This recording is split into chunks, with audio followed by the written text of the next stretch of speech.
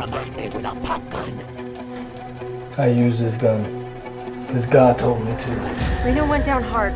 We saw it. You think Reno's ticket got punched?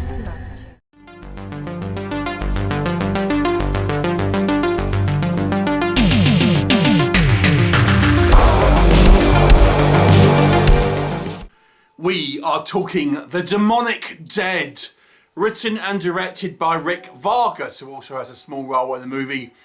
And this is a 2017 low-budget demon hunter movie. It only runs just over an hour, and it is very low budget. So, what's the story? Well, it focuses on this guy called Reno, who is a professional demon hunter, and he kind of works with a kind of team of other demon hunters on a mission from God. And there is a sort of legendary possessed person called Maria Cruz, who actually sold her soul to the devil, so she willingly hosted a demon. And this Maria Cruz is also a serial killer, and she is the target of Reno and his kind of team, and she is creating an army of zombies. She has a scarecrow, henchman. What will happen? You'll have to watch the movie and find out. So, let's discuss. Now, what can I say in the plus column on this one?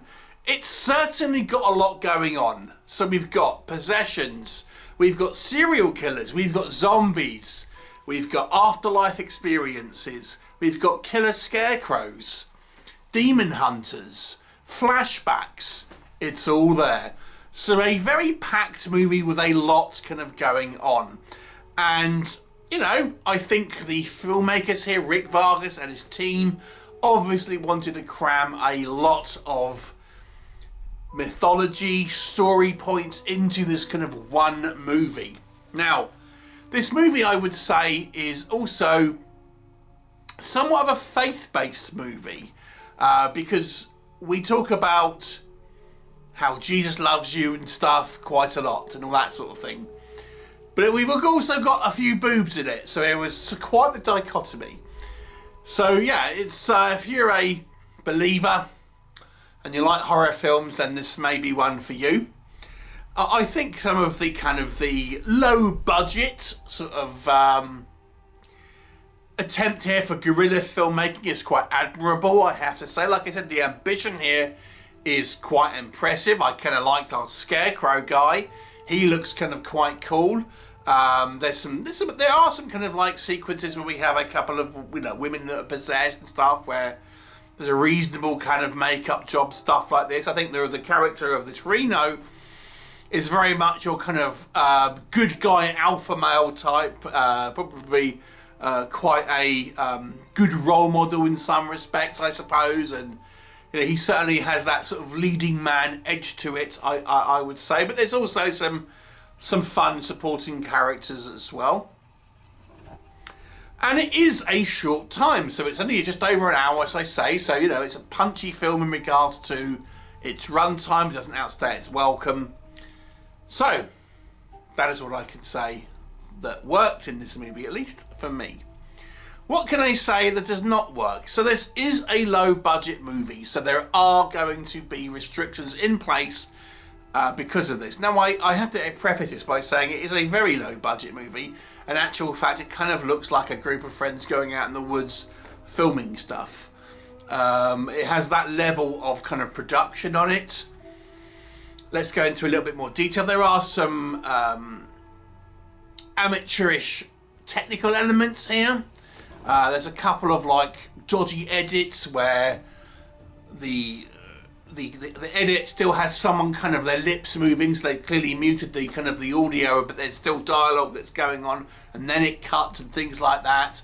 A couple of sequences where it's slightly out of focus, bits and pieces, bit of underlighting, you know, things here and there. So there are some kind of technical elements that's going on. I think the biggest issue for me is that this movie has so much going on, yet it feels completely directionless. I think this movie needed to pick a lane, to be honest. There's too many things going on in it. There's too many characters. We have a whole host of these kind of demon hunters. We've got this Maria Cruz, and then she kind of like gets a couple of henchmen ultimately, manipulates a couple of people. We've got zombies, scarecrows, flashbacks of possessed people. We've got people talking about faith all the time. There's just too many, you know, irons in the fire, so to speak. So this movie kind of feels really just scattershot in regards to its narrative. It needed to have a clear narrative where it doesn't keep going off on these kind of like little side things here and there.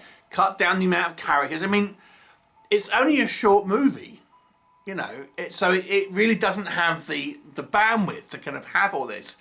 But the problem is compounded because it feels so narratively directionless. The movie actually comes across as being a little bit dull because it doesn't feel like it's stitched together that well. So although this movie had tons of things on its plate, it just feels almost like a clip show. I mean, there is that kind of, the narrative is that, yes, Reno goes hunting for this kind of legendary sort of possessed woman, Maria Cruz, but then we kind of get all these other little bits that I think needed to be tightened up, you know, or just taken out and things like this. So it just feels like a somewhat messy narrative. And if you want a drinking game, I will say take a shot. Everyone says the name Reno or Maria Cruz, or just one of them, because I guarantee even if they just say Reno, you'll be plastered. How many times Reno, Reno, Reno, Reno? My God. So the faith-based thing as well. I mean, I've reviewed a few faith-based movies, and this one kind of sticks out because it's a schlocky B movie with nudity and stuff, which would strike me as maybe not the kind of the typical subject matter, even for horror films with a faith-based movie. But my God, does it talk about it a lot, and it's to the point where thinking, ooh, it kind of feels like when someone just can't tell a joke and the punchline and they're trying to explain it and thinking, oh God, this is kind of awkward. And it just feels like that at times. And as I said, the movie's just general production value is just very low. For example, we have a sequence of these zombies, and there's a variety of extras, you know, running around the zombies, and they've got like white face paint on, but the face paint is only like around their jawline. So the white sort of stops once you get to like the neck and like kind of the arms and things like that are just kind of normal flesh colour. Only the face is zombified. You know, again, it's just sort of slapdash, no attention to detail. And I will say, the cool poster with this kind of wood tree-like demon thing, nothing to do with the movie. That is not in it at all. Nothing to do with it.